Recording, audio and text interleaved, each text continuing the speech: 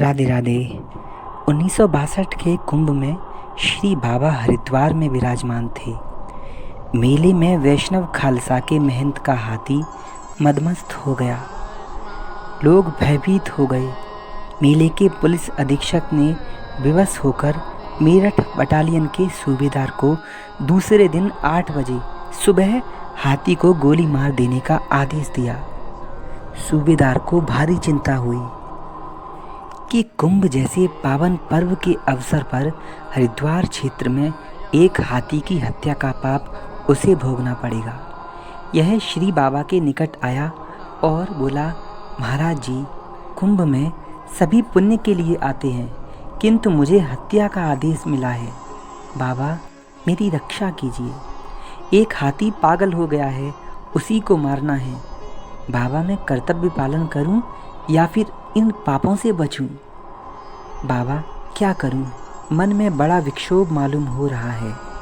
बाबा ने कहा, वह हाथी तो बड़ा ही पुण्यात्मा है बच्चा, उसे कैसे मारोगे? सूबेदार ने उत्तर दिया, महाराज, मैं उसे नहीं भी मारूं तो कोई दूसरा मारेगा ही, हाकिम का हुक्म है। श्री बाबा ने कहा, अच्छा, तो मैं हाकिम के हुक्म को ही रद्द करने का उपाय किए देता हूँ। प्रसाद के ये आम लो बच्चा, इतना तुम्हारे लिए और ये तुम्हारे हाकिम के लिए है।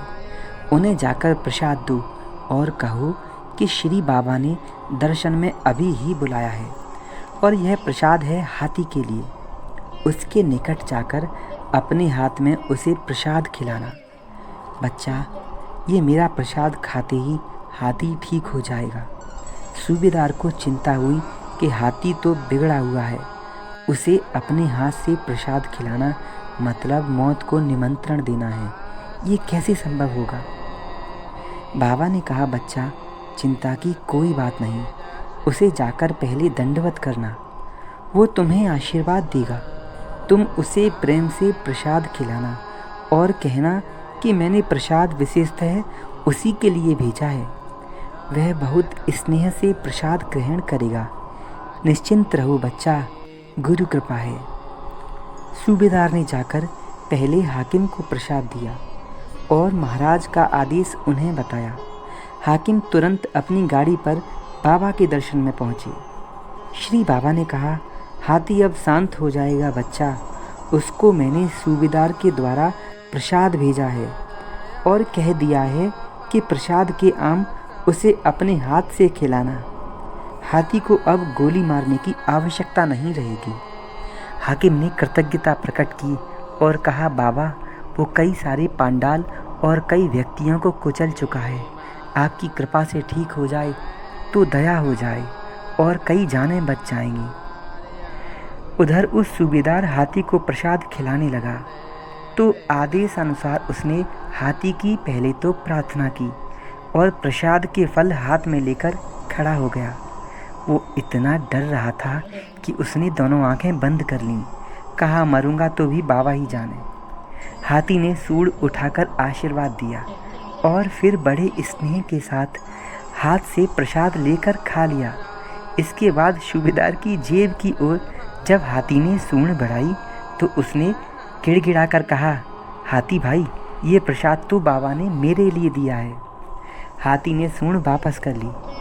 इस प्रकार हाथी का पागलपन जाता रहा और उसकी जान बच गई।